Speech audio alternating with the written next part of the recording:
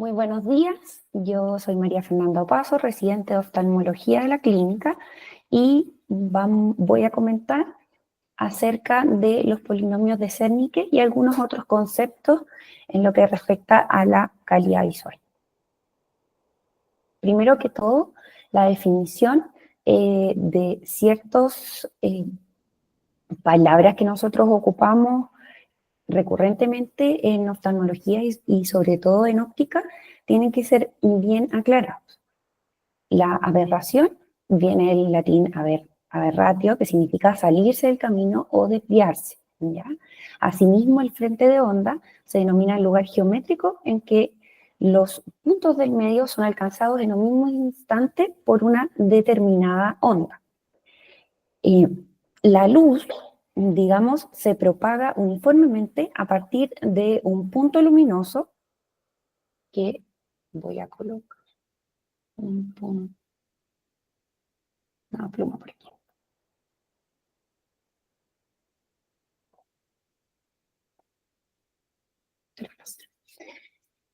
Se propaga, como decía anteriormente, uniformemente a partir de un punto luminoso y a la misma velocidad en todas las direcciones. La posición, en un momento dado, es una esfera, en este caso, que conecta todos los puntos de las distintas fases correspondientes con la fuente en su centro. Entonces aquí se ve un frente de onda esférico. El ojo normal o hemétrope está libre de aberraciones cuando el diámetro pupilar es menor de 2,5 milímetros. Ya vamos a ver cómo influye eso. Y cuando el diámetro pupilar se incrementa, también la calidad de la imagen retiniana va a disminuir debido al aumento de las aberraciones ópticas. El hecho de que el globo ocular evidencia una gran variedad de aberraciones se debe principalmente a que el eje visual no coincide con el eje óptico y a que las superficies ópticas del globo ocular carecen de simetría, estando levemente descentradas o inclinadas una respecto de las otras. En este caso, vemos que si el frente de onda es plano, se va a mostrar como un mosaico de puntos regulares, o sea, una imagen perfecta, si nosotros lo vemos acá, en el mapa de colores. En cambio, si el frente es deformado, vamos a tener un mosaico irregular y se van a desencadenar o mostrar como aberraciones, ¿ya? Que están determinadas por los distintos colores que yo les voy a explicar más adelante.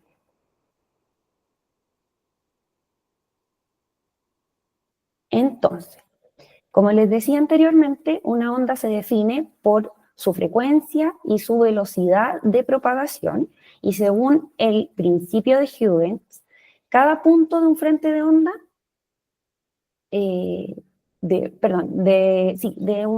un frente de onda en propagación, actúa como una fuente de pequeñas ondas esféricas secundarias. Entonces, el frente de onda en un momento posterior es la envolvente de todas esas ondas, ¿ya?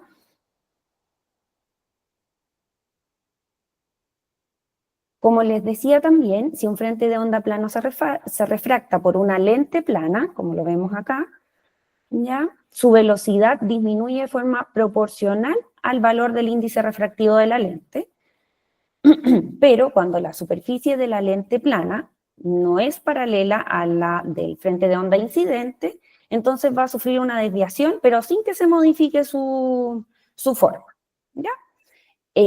Ahora bien, cuando el frente de onda plano se propaga a través de una lente convexa, como en el caso del ojo, la trayectoria óptica será diferente en el caso que la onda penetre en la lente de una localización diferente. Y por lo tanto, todos los rayos perpendiculares al frente de onda van a llegar exactamente a un punto y va a pasar a ser esférico, como lo vemos en la estructura del ojo.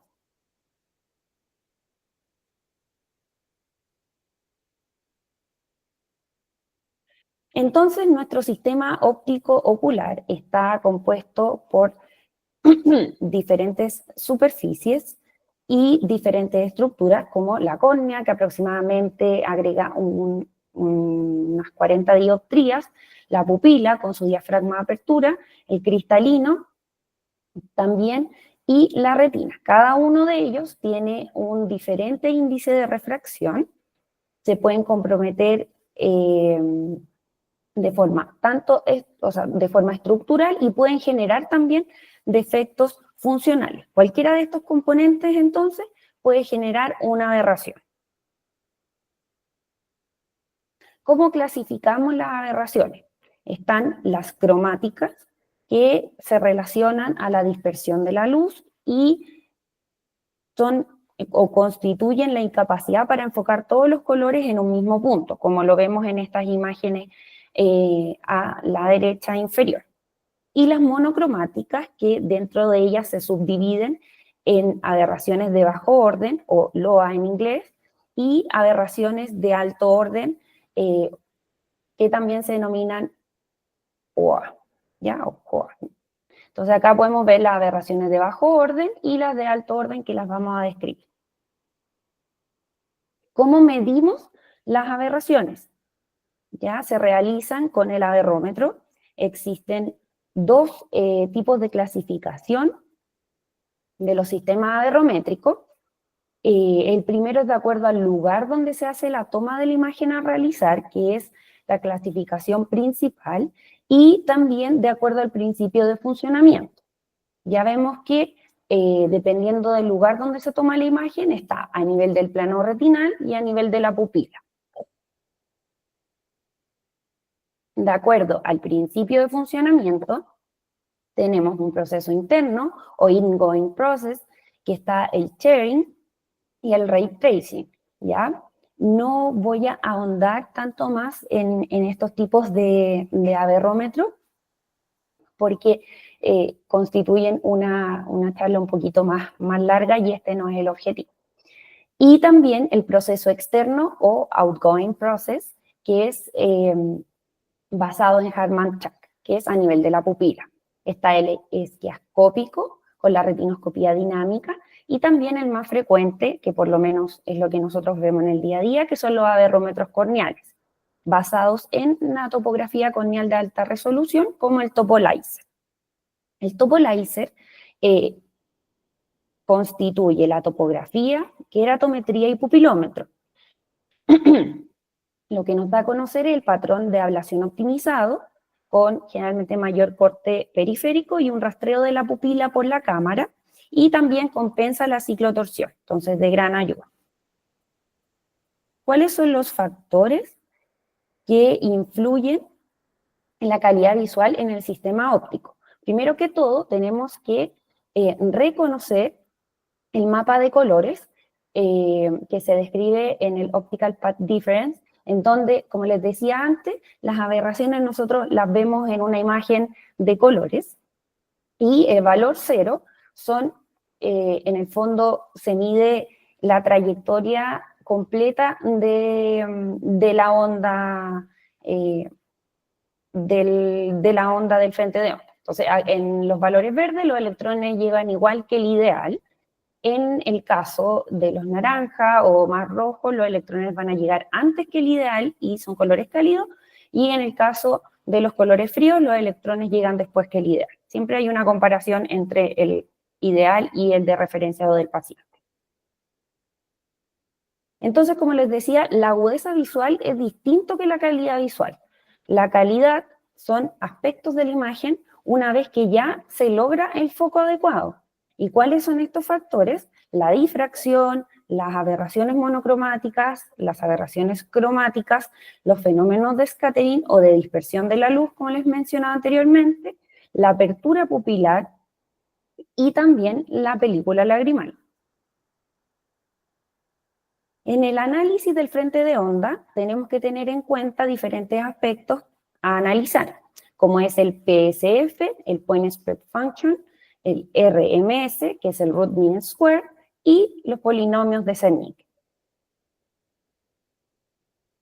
El PSF, o Point Spread Function, ¿ya? Que es la función de dispersión de un punto, es una medida objetiva de la calidad visual. El sistema óptico sin aberraciones es capaz de percibir un punto luminoso como un punto, en tanto que un sistema óptico aberrado inducirá cambios importantes en la percepción de este punto. Es una medida objetiva, como les decía, de la cuantificación de la calidad visual en el plano de la retina. Y cuanto más semejante un punto, obviamente, como les decía, tiene menos aberración. Y depende de la difracción, de las aberraciones, de la dispersión de la luz. Entonces aquí vemos el PSF dependiendo de los diferentes también tamaños de la pupila. Y aquí vemos en una escala de grises un mapa de la función de la dispersión de los puntos en cada uno de los polinomios. Esto es súper importante porque lo podemos ver también, por ejemplo, en el OPD o en el Topolaize, lo podemos ver plasmado en el informe. El RMS o Root Mean Square también es una medida objetiva y en términos matemáticos es la raíz cuadrada de la sumatoria del cuadrado de cada término polinomial. O sea, es bastante enredado un poco, pero lo importante en este caso es que nos brinda la estimación sobre la variación entre el frente de onda ideal y el de referencia o el del paciente. Los resultados son en micras y lo importante es que a menor RMS, mejor es el frente de onda real y mejor es la calidad visual del paciente.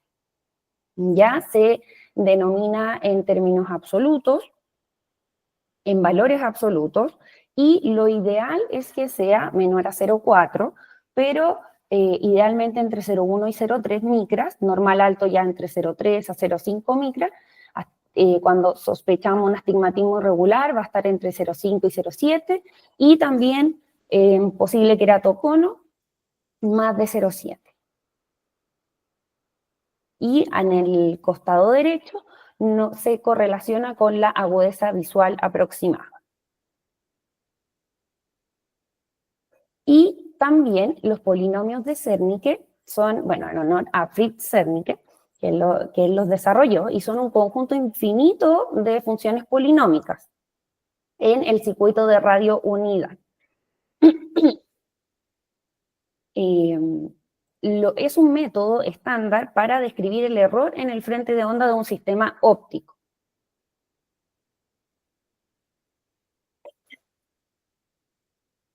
Entonces, lo importante acá es que generalmente en oftalmología se evalúan desde el primer al segundo orden. Las órdenes que son mayores no tienen una repercusión significativa en oftalmología y por lo tanto no se utiliza. Son 27 patrones J y existen 2 índices o componentes. Cada fila ya corresponde a tiene un orden radial n, ya que es un subíndice, y cada columna tiene una frecuencia angular m, ya que lo vemos acá, m y n. Acá también lo podemos ver representado y un poquitito más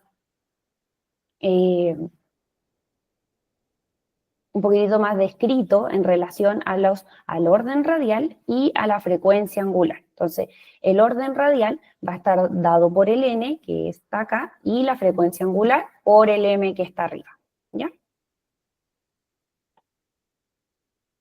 Acá no se ve tan claramente la imagen, pero igualmente, como les mostraba en los mapas de colores anteriores, el verde nos va a indicar el nivel 0. Un frente de onda real e ideal son iguales, entonces va a estar en verde. Los colores calientes, el frente de onda va a estar más avanzado o rápido que el ideal. Y en los fríos, el frente de onda va a estar más retrasado o más lento que el ideal. Los tipos de aberraciones, como les mencioné anteriormente, están los de bajo orden y los de alto orden. Dentro de los de bajo orden encontramos la miopía, el astigmatismo y la hipermetropía. Constituyen el 80-95% del total, ¿ya? Y son las que más interfieren o interfieren principalmente en la calidad visual. Se corrigen con lentes al aire, con lentes intraoculares o con láser tradicional. Entonces, acá tenemos las de bajo orden, que las vamos a desglosar.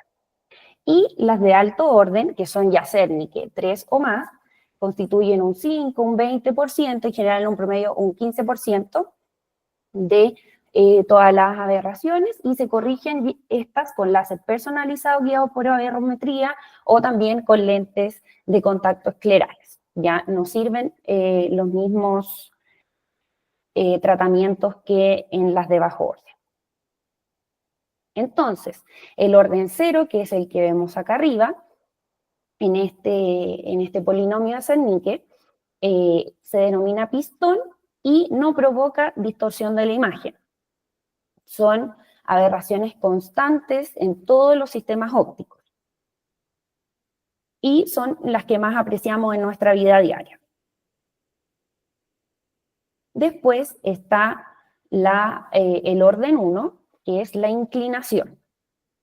Estos son errores prismáticos, forma ideal pero inclinada, y tiene una inclinación horizontal e inclinación vertical. Y también está constante en todos los sistemas ópticos. En el orden número 2 está el defocus o desenfoque y astigmatismo. Acá hay dos expresiones, la magnitud y el eje. La suma de la magnitud y el eje hacen la magnitud del astigmatismo. Y se constituye como la ametropía esferocilíndrica. Entonces ahí podemos ver el desenfoque y el astigmatismo. Acá también, un poco más explicativo, el desenfoque miópico, el desenfoque hipermetrópico y el desenfoque, y el astigmatismo. Ahora vamos a describir las aberraciones de alto orden, que tienen una influencia en la visión alrededor de un 15%, como les mencionaba, entre un 5 y un 20%, y conforme aumenta el orden de la aberración en la pirámide, menor es el impacto, entre más abajo esté, menor es el impacto visual en el paciente y viceversa. Están las aberraciones de orden 3, que dentro de ella está el coma y el trébol o trifoil, y lo que nos presentan principalmente es asimetría, irregularidad, inclinación o descentramiento de las superficies oculares. Tienen una distribución aleatoria y el paciente lo identifica como pérdida de contraste, deslumbramiento, destellos y halos, también visión borrosa y en algunos casos diplopia, sobre todo asociado al coma. Como vemos acá, el coma es una de las aberraciones de alto orden que más alteraciones visuales provocan en el paciente. Se ve principalmente en patologías corneales como el queratocono, sobre todo el coma vertical, ectasias corneales, tratamientos refractivos descentrados, queratotomías radiales, y podemos ver aquí en la escala de grises cómo se presenta este tipo de aberración. Y el trébol o trifoil está asociado a toricidad corneal irregular y asimétrica. En el orden 4 encontramos a las aberraciones esféricas, tanto positivas como negativas, y el tetrafoil. El tetrafoil se ubica en los extremos de la pirámide en el cuarto orden radial, por ser de cuarto orden, y es un astigmatismo cuadrático. Y las aberraciones esféricas tienen una frecuencia angular 0. ¿Qué quiere decir eso? Que se encuentra más hacia el centro, ¿ya?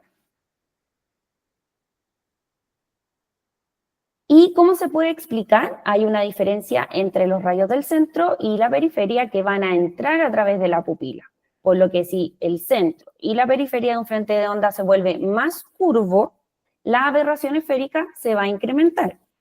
Entonces, ¿cuándo vamos a tener pacientes con alta aberración esférica? En los que son sometidos a cirugía refractiva corneal, por ejemplo, debido a microdescentramientos en el tratamiento o al tamaño de la zona óptica. Por eso es importante considerar todos estos aspectos antes de realizar tratamientos refractivos. ya sea terapéutico o ya más, entre comillas, solo cosmético. Entonces, acá podemos ver las aberraciones esféricas, ya que se representan de esta forma tridimensional. Como les decía, son las más comunes, responsables de la multifocalidad corneal, dependen de la luminosidad y del tamaño de la pupila, provocan la distorsión nocturna también y se ven en enfermedades corneales, por refractivas o en líos multifocales. Y acá vemos el tetraform. Una aberración esférica positiva y una aberración esférica negativa. Ahí está el esquema. De orden 5 está el desenfoque o defocus y astigmatismo. Estas ya, tanto de orden 5 como en adelante, son aberraciones ópticas no sistematizadas. Conforme va descendiendo la pirámide, cada una de estas aberraciones presenta su componente secundario, que es una variación de la forma primaria. Por eso acá volvemos al defocus y al astigmatismo. Son de baja degradación visual y se caracterizan principalmente o se presentan en cicatrizaciones irregulares, en cirugías incisionales o en queratoplastia penetrante. En las de orden 6, vemos que está el pentafoil. En general dan poca información, son de poco interés clínico y acá en la foto inferior, en el esquema inferior, vemos que tanto la córnea normal como una córnea deteriorada no se diferencian tanto. Entonces, no nos sirve mucho para poder distinguir alteraciones.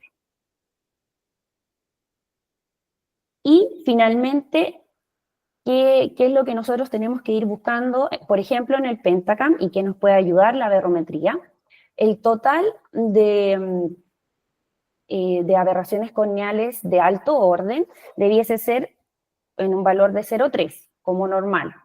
0,3 a 0,5 tolerable y más de 0,5 ojalá no. El coma, los valores normales rondan entre el 0,25 y el 0,33 y el trefoil debiese ser menos de 0,3. Y la aberración esférica debiese ser también menos de 0,4. Entonces, estos números los tenemos que tener en consideración para evaluar pacientes que estamos sospechando una ectasia corneal o post cirugía refractiva. Muchas gracias.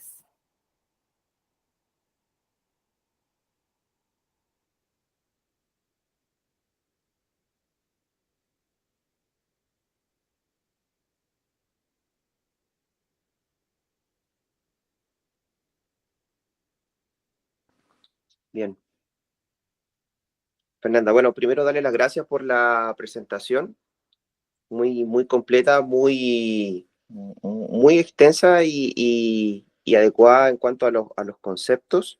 Es un tema complejo de entender, es muy poco intuitivo y en general se está poco relacionado con los conceptos. Entonces la idea era partir con esto como base para luego ir aplicándolo a la parte más clínica en las siguientes presentaciones. Entonces era importante entender, digamos, cómo funciona, de qué se trata y de qué estamos hablando cuando hablamos de aberraciones de bajo orden, aberraciones de alto orden y cómo se impacta en la clínica.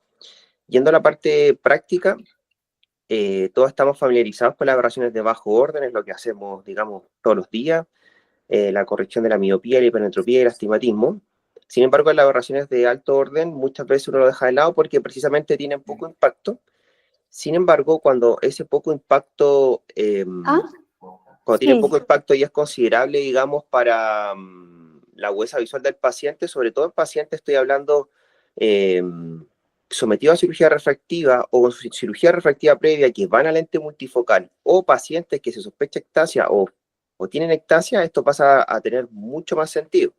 Lo comentaba yo en la reunión anterior, hay que escoger muy bien los pacientes que van a lente multifocal, aquellos que tienen, como tú nombraste, aberraciones de alto orden, aberraciones esféricas importantes, aberraciones de alto orden importantes, se deben dejar de lado para los pacientes con multifocal.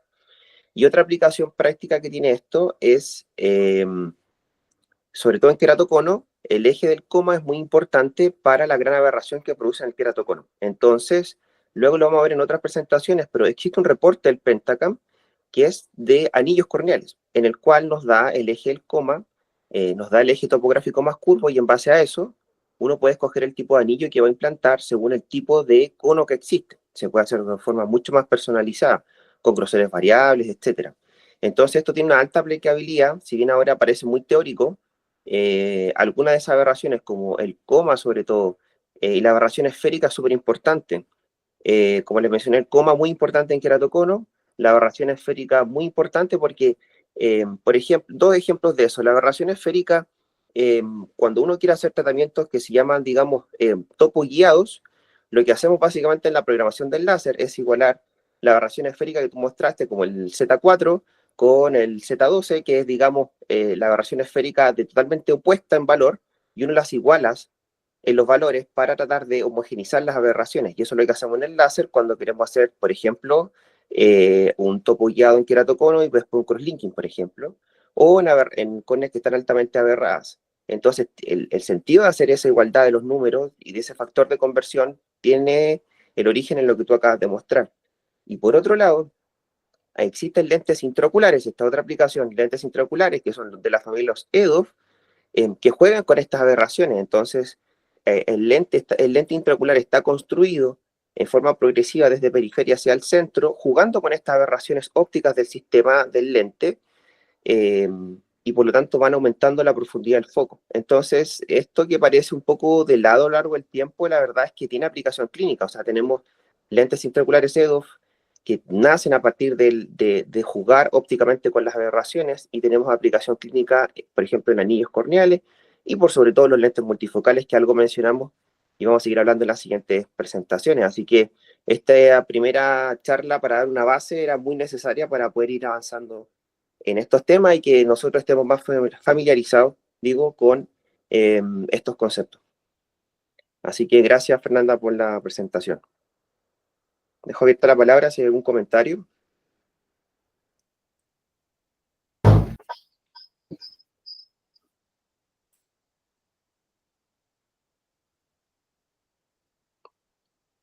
Bien, si no hay más comentarios, vamos a dejar la presentación hasta acá. Espero que no haya sido demasiado densa, pero que vamos a ir, digamos, vamos a ir aterrizando esta presentación a aplicaciones clínicas en las siguientes presentaciones.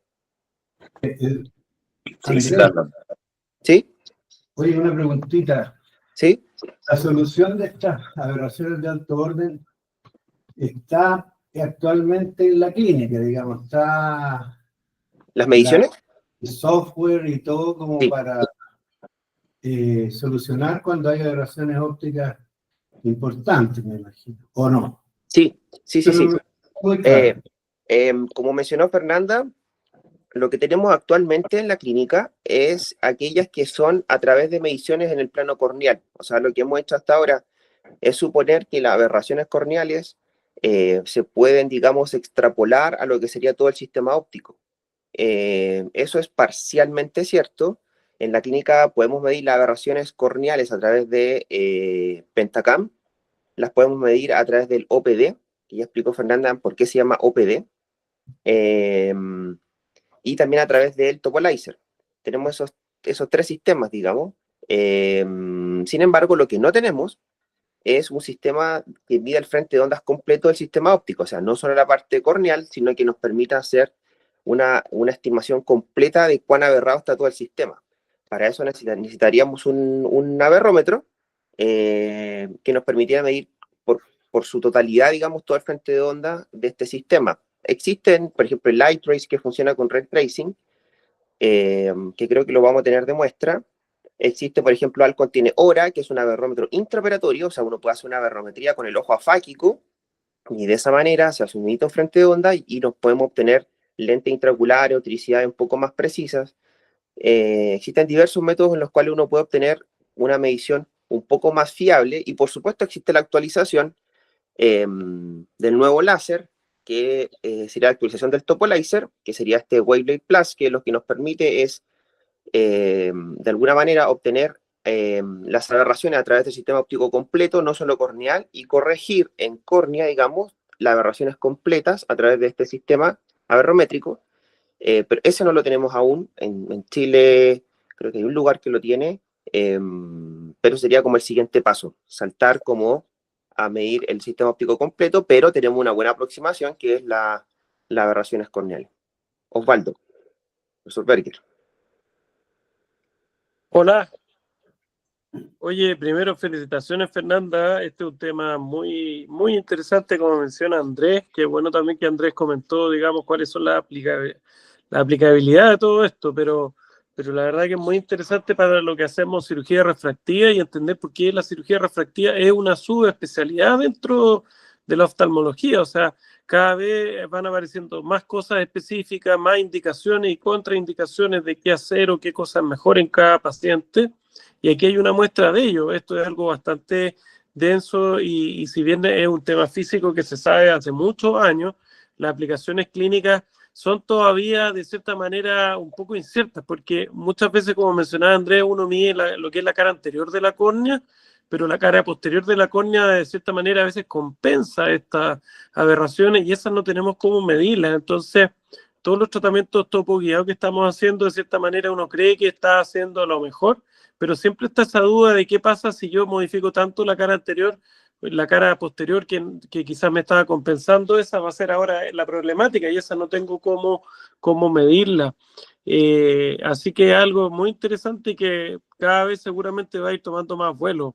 Y con respecto a lo que comentaba Andrés, yo tengo entendido que el OPD sí es un aberrómetro, Andrés, y puede medirte las aberraciones totales, que las mide como internas también, y el OPD y las corneales. Entonces, no es quizás tan gráfico como el iTrace, que es como mucho más amigable el reporte, el informe, pero yo me metí un poco más en el OPD y la verdad que hay varias cosas interesantes que estamos subutilizando. Yo no sé si está Germán conectado, pero él incluso me mandó el manual y me mandó unos videos muy buenos y ayuda bastante. Y de hecho, él me comentaba que tiene como muchas funciones parecidas al iTrace, hasta esta para los tóricos, la alineación de los lentes.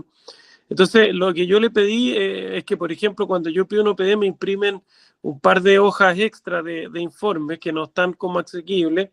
Y lo mismo que pasa con el Pentacam. El Pentacam tiene como 20 software metidos y uno a veces está acostumbrado a los básicos y en el OPD pasa eso. Entonces, lo interesante es tratar de uno de repente solicitarle al tecnólogo el reporte específico del OPD, por ejemplo, tiene un PSF, todas estas mismas cosas. Así, o que el software pudiera estar como acceso en los computadores de la consulta, que era lo que teníamos en Moorfields. Entonces, cada uno en su cubículo podía acceder al software del Pentacam y poder verlo en detalle. Sí, exactamente. El OPD, como lo mencionamos en la reunión, ya no recuerdo, del lunes o del viernes, que hablamos sobre ejes multifocales, Claro. OPD tiene un sinfín de utilidades. De hecho, Germán no está conectado, pero prontamente le vamos a enviar a todos una invitación que va a ser sobre capacitación específica de OPD, para que todos estén atentos. Va a ser algún día después de las consultas, digamos más tardecito, tipo 7, 8, para que todos puedan conectarse. Y la idea es que podamos ir, como muy bien dice Osvaldo, ir familiarizándonos con estos conceptos. El reporte del OPD a veces no es tan amigable, entonces hay que ir pensando en cómo obtener mejores resultados. Si nos permite, no por ray tracing, sino que a través de estos diámetros de pupila, obtener, digamos, toda la aberración del sistema óptico. Nos permite incluso medir el descentramiento de los lentes, el alineamiento post cirugía de los lentes intraoculares. O sea, tiene un sinfín de utilidades y que estamos subutilizando en la clínica. Así que eso es algo que vamos a hacer pronto. Estimo que debería ser antes de un mes que tengamos esa capacitación. Lo mismo con Topolizer. Oye, yo quería felicitar en realidad al grupo de polo anterior, porque la verdad es que este nuevo formato de docente es muy importante. Este tipo de aberraciones, si bien es cierto, no son tan frecuentes, pero corresponden a un 5 o 10%, como dices tú, lo que no es bajo. Y como lentes intraoculares multifocales, cirugía refractiva, en el fondo entró todo el mundo, no quedó solo en el campo de los cirujanos refractivos. Se ve la necesidad de ir y remachar todos estos conceptos, tal como se ha dicho, no son fáciles, son bastante complejos, tienen muchos números y hay que entender la base para poder, digamos, ofrecerle lo mejor a nuestros pacientes. En la clínica uno ve pacientes disconformes con lentes multifocales que se han operado, lo ha operado uno o lo han operado en otros lados, lentes multifocales en cirugía refractiva previa y pacientes muy disconformes que incluso tienen que salir con algún lente que les permita, digamos, compensar de alguna manera toda esta aberración. Me refiero a un lente que digamos, con protección, digamos, de colores, digamos, que les permita en el fondo vivir un poquito mejor.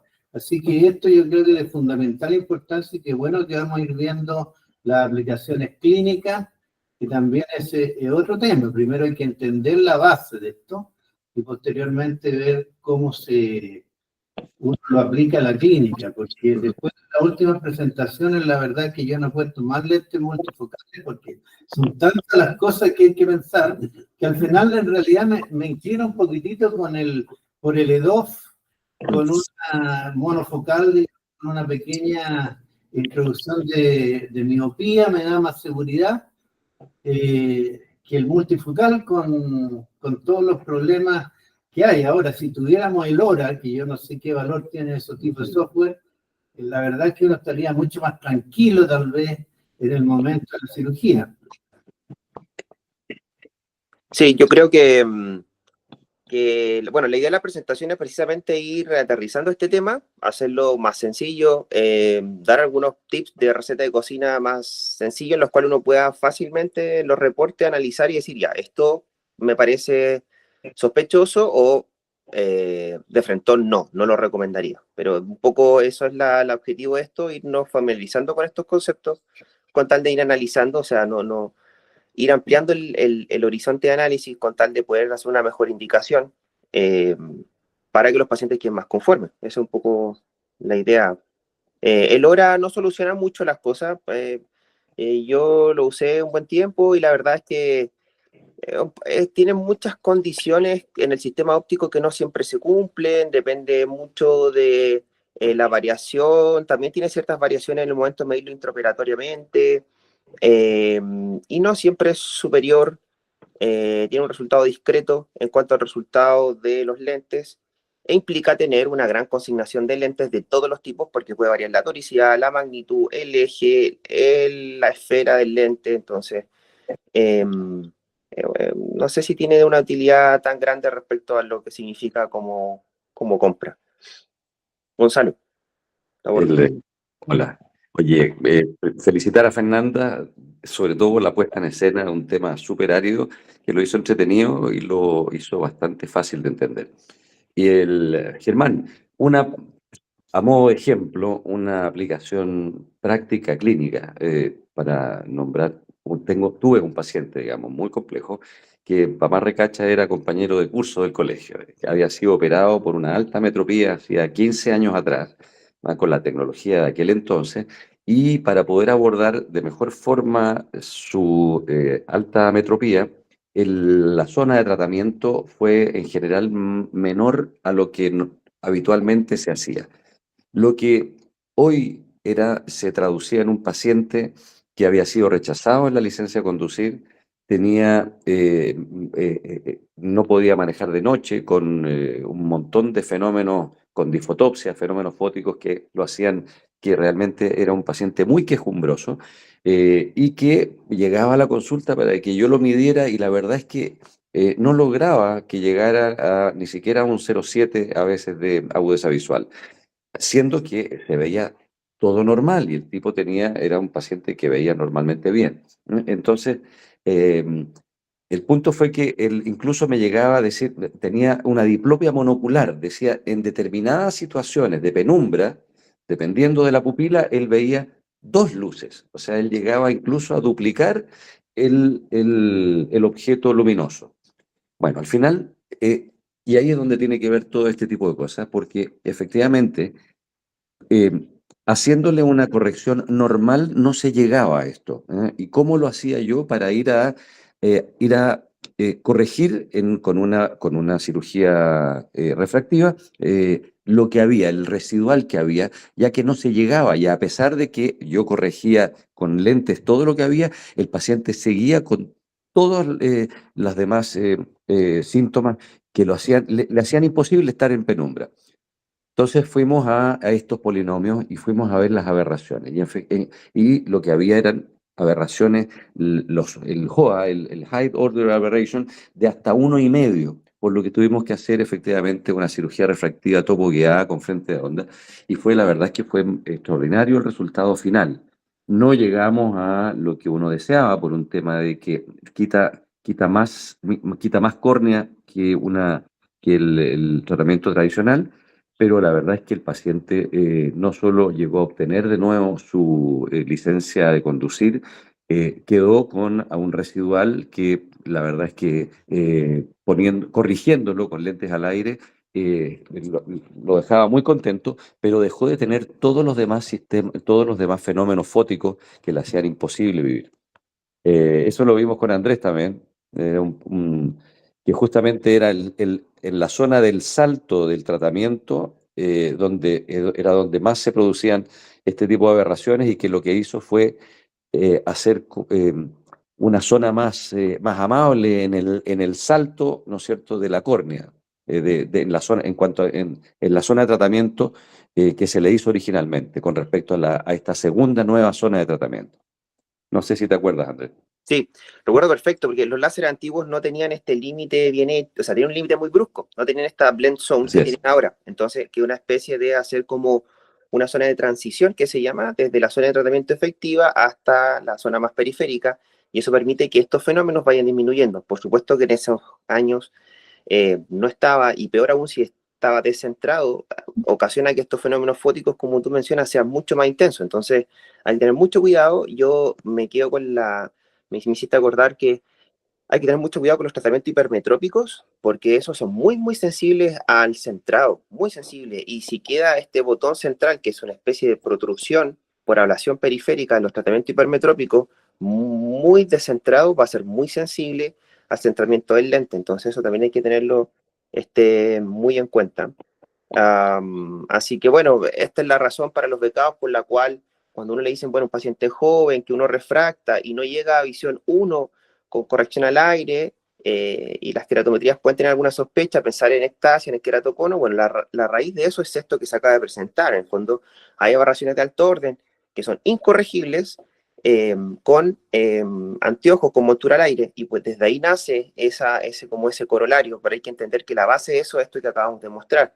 Por supuesto que en pacientes que tienen catarata es difícil determinar solo con ese examen clínico cuál corresponde a lo que contribuye la catarata o lo que contribuye el factor corneal, y para eso se piden estos exámenes para tratar de dilucidar cuánto aporta cada uno de ellos. Así que yo sería la idea que todos tuviéramos, cada vez que pidamos un Pentacam, por ejemplo, para cirugía de catarata, a todos se nos imprimiera el catarata pre-op, que es un reporte más sencillo y que trae trae un resumen de lo que es realmente muy útil, receta de cocina del análisis Cernique, y que nos permite ir diferenciando más rápido estas cosas. Así que voy a hablarlo con Germán a ver si lo incluimos dentro del reporte, digamos, basal que se le envía a todos.